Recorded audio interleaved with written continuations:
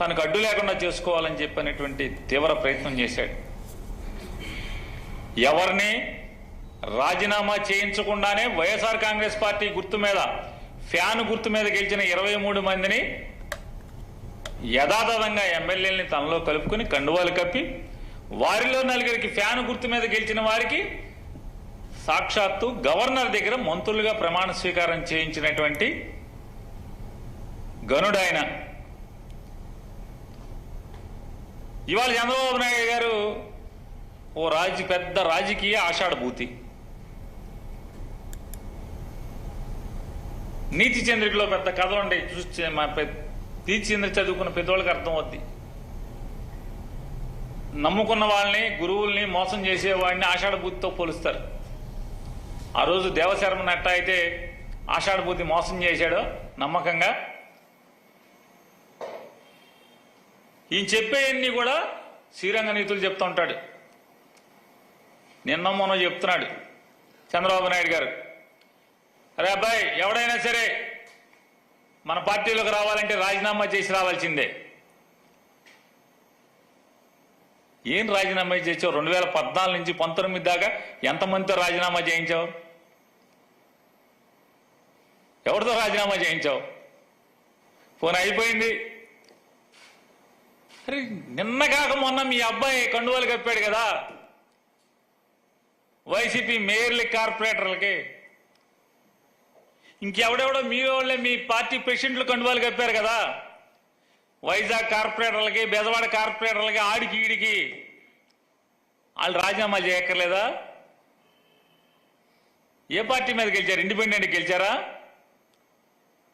ప్రకాశం జిల్లా ఒంగోలు మేయరు ఏ పార్టీ? రాజీనామా చేశారా? మరి కండువా ఎట్ట కప్పావు?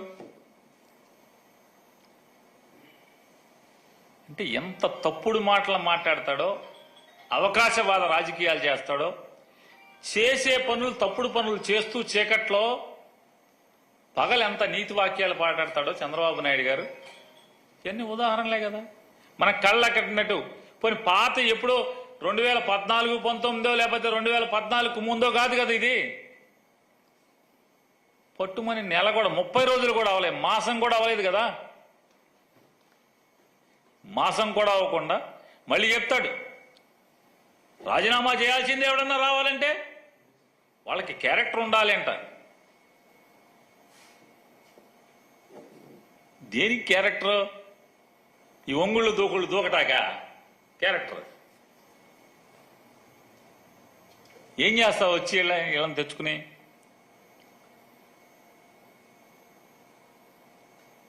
అప్పుడు కూడా పట్టుకుపోయావు 3, 4 ఎంపీలని, లోక్సభలో గెలిచిన వాళ్ళని. ఏం చేసుకుంటావు? కూర వండుకుంటావా? జగన్మోహన్ రెడ్డి గారినా నువ్వు కొంగ తీసేది వీళ్ళందరిని చేర్చుకుని? ఎవరైతే నువ్వు చెప్పేటువంటి నీతి సూత్రాలు, శ్రీరంగ నీతులు, క్యారెక్టర్ బాగుండాలి, క్యారెక్టర్ బాగుండి రిజైన్ చేసిన వాళ్ళని తీసుకుంటాం. నువ్వు ఎంతమందిని తీసుకున్నా జగన్మోహన్ రెడ్డి గారిని రాజకీయంగా అంగుళం కూడా కిందకి దించలేవు.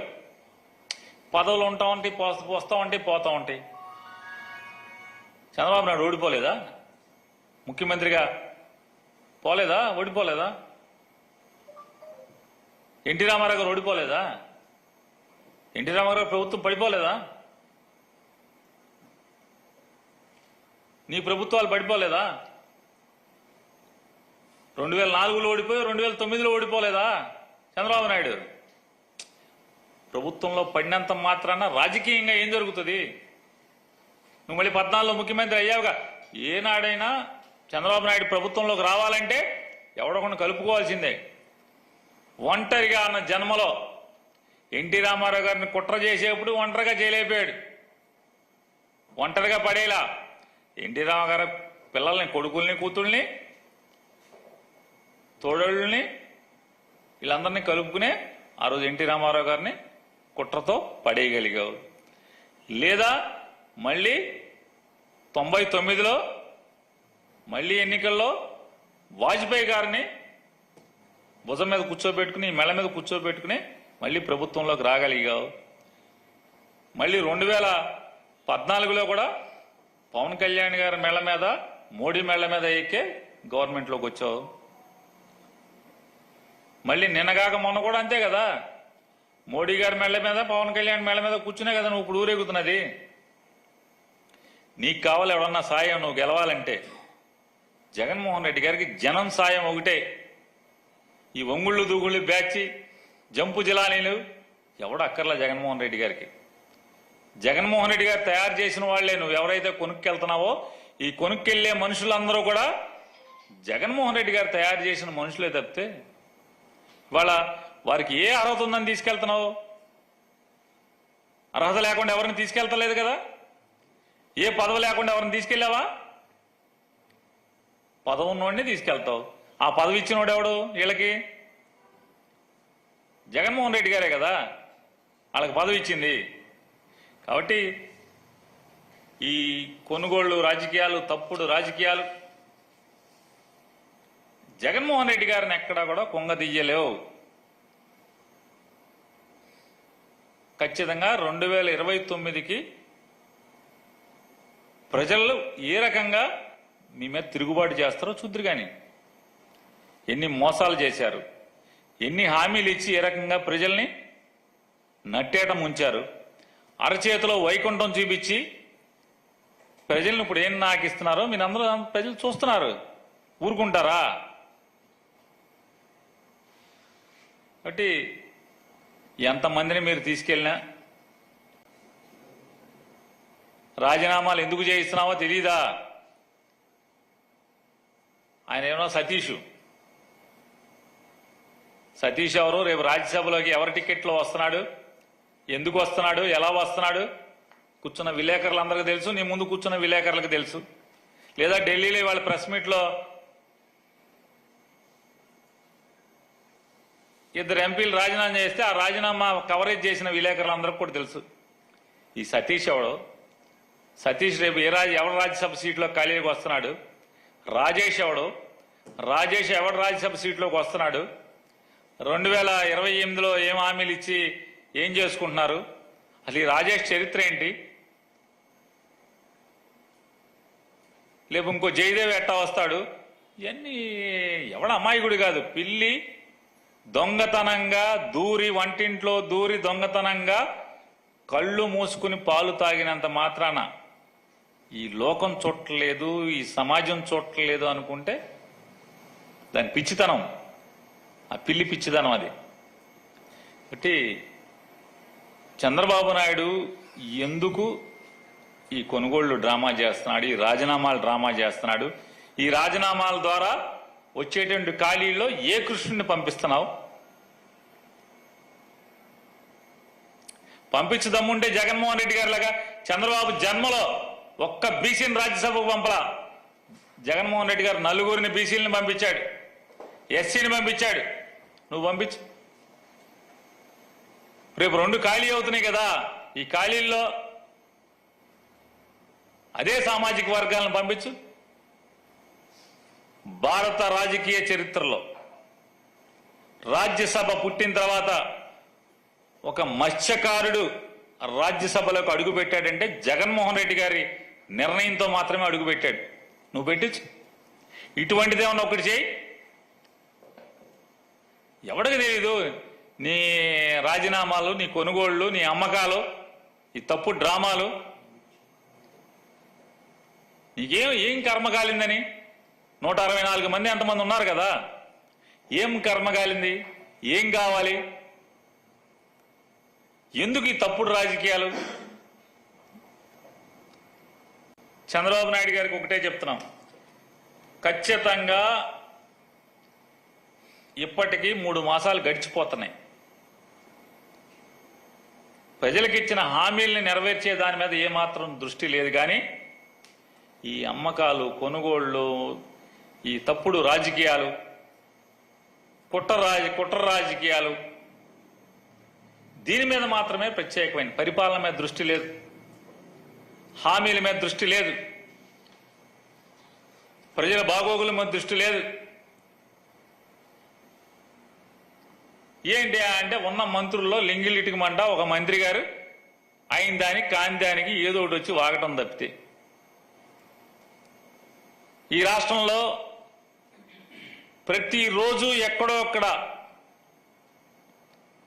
ఆ సంవత్సరం లేదా 6 ఏళ్ల పసికందు దగ్గర నుంచి 5 ఆడ మనిషి వరకు కూడా వదలకుండా మాన ప్రాణాలను హరిస్తున్నటువంటి ఆంధ్రప్రదేశ్ రాష్ట్రంలో జరుగుతుంటే దాని శాఖ మంత్రి పట్టించుకున్న పాపాను పోవం. రాజకీయాలకు మాత్రం తగుదనమ్మా అని ముందుకు వచ్చేసేసి రోజు అదే పని. అసలు ఉద్యోగం మానేసి, అసలు ఉద్యోగం ఏంటి? ఈ రాష్ట్రంలో శాంతి భద్రతలను కాపాడాలి. ఆ ఉద్యోగం లేదు. సమాచార శాఖ మంత్రిలాగా రోజు ప్రెస్ మీట్లు. జగన్మోహన్ రెడ్డి గారిని మనోడు ఎట్టా నీవోడు జగన్మోహన్ రెడ్డి గారు మనోడంట. ఎట్టా ఎందుకు అంటే మనోడు అనేది ఎప్పుడు వస్తుంది? 2013లో కార్పొరేటర్ టికెట్ ట్రై చేశాం కదా వైసీపీలో, విశాఖపట్నంలో కార్పొరేటర్ సీటు కోసం ట్రై చేశాం కదా జగన్ దగ్గర. అందుకని మనోడా? ఎట్టా మనోడు? నోటికి అద్దు పొద్దు శుద్ధి ఉండాలి కదా. ఇదివరకులా కాదు కదా గాలితనంగా మాట్లాడటానికి. వాళ్ళ మంత్రిం కదా మనం. పులివెందుల ఎమ్మెల్యే మనోడు. ఈ చంద్రబాబు నాయుడు 2019 నుంచి 24 దాకా కుప్పం ఎమ్మెల్యే కాదేంటి? కుప్పం ఎమ్మెల్యేనేగా. మనం ఎవరం? 2019లో కొవ్వూరులో ఓడిపోయిన అభ్యర్థి కదా. కనీసం వాళ్ళ పులివెందుల ఎమ్మెల్యేగా ఉన్నాడు జగన్మోహన్ రెడ్డి. కాబట్టి చంద్రబాబు నాయుడు గారి మంత్రివర్గంలో మంత్రులు కూడా ఎట్ట తయారయ్యారో చూస్తున్నాం. ప్రజల బాగోగులు లేవు. ప్రజల బాగోగులు ఎవడు పట్టించుకునేవాడు లేడు. జగన్మోహన్ రెడ్డి గారు ప్రభుత్వంలో ఏదైనా ఫ్యాక్టరీలో యాక్సిడెంట్ జరిగితే బజారుకి ఎక్కి ఇష్టం వచ్చిన మాట్లాడినటువంటి చాలా మంది మంత్రులు, ఇవాళన్న మంత్రులు, వాళ్ళు క్విక్ యాక్ట్ మంత్రులు ఏంటంటే నేను నోరిప్పితే ఫ్యాక్టరీలు మూసేస్తారు. మరి అప్పుడన్నా మామూలుగా ఫ్యాక్టరీలు మనసు తెరుచుకుంటారేంటి? అప్పుడన్నా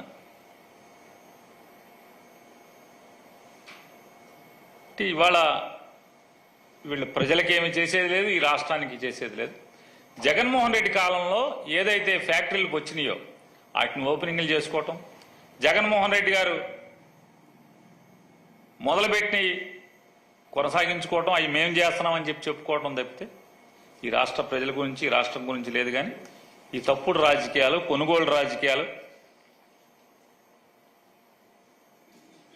అవి కొని ఏం చేయాలి, ఎవడికి పంచాలి, ఎవరితో కొనిపించాలి, పెట్టుబడి ఎవరితో పెట్టించాలి, ఎట్టా సొమ్ము చేసుకోవాలి, ఎట్టా ఢిల్లీలో బేరం మాట్లాడుకోవాలి, ఈ రాజ్యసభ సీట్లు పెంచుకుని ఢిల్లీలో బేరం మాట్లాడుకోవాలి. అయ్యో పనులకి వీటికి తప్పితే ఏముంది?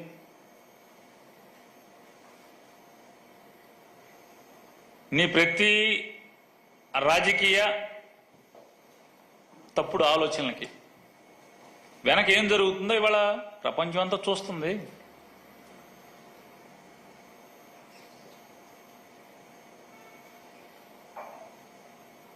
జగన్మోహన్ రెడ్డి గారి ఆలోచన మేరకు, తన ఆశయం మేరకు పుట్టినటువంటి పార్టీ వైఎస్ఆర్ కాంగ్రెస్ పార్టీ. రాజశేఖర రెడ్డి గారి ఆలోచనల్ని, ఆశయాల్ని కొనసాగించడం కోసం ఏర్పాటు చేయబడింది వైఎస్ఆర్ కాంగ్రెస్ పార్టీ. జగన్మోహన్ రెడ్డి గారి యొక్క కష్టం, జగన్మోహన్ రెడ్డి గారి యొక్క ప్రజల్లో మమేకమయ్యే ఏకైక లక్షణంతోనే పార్టీ